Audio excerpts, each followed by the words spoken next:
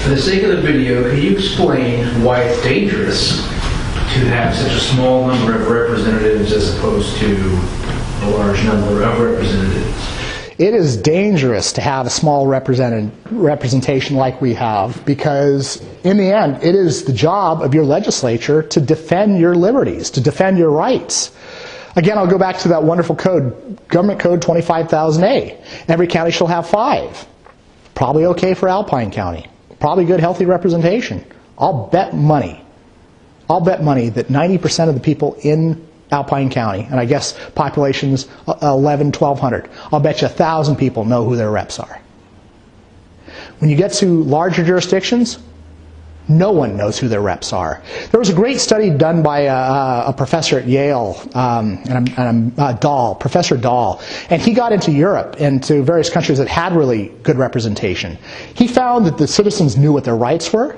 They knew what their liberties were. They knew what local laws were, local customs were. They knew who ran for office. They knew who ran against them.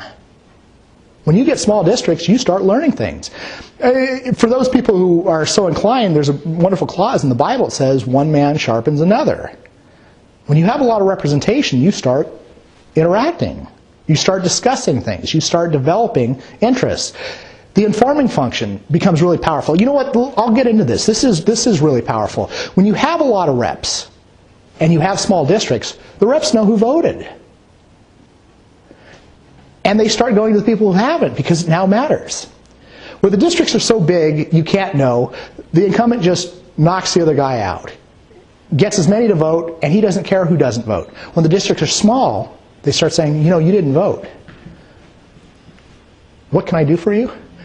And they start, where ordinarily, the way elections work in large districts, I can't make this up. What they'll say is, we're only going to target voters who voted 4 out of the last 4 elections. If they have time, maybe they'll go for people who voted 3 out of the last 4 as a high proclivity voter.